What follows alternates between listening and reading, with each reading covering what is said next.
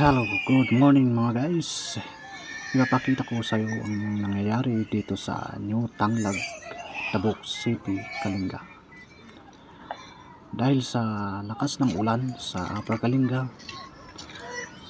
tumaas ang tubig at tumakas, kaya sa mga nadadaanan nito tulad ng dito sa New Tanglad ay ayan, tumaas yung tubig.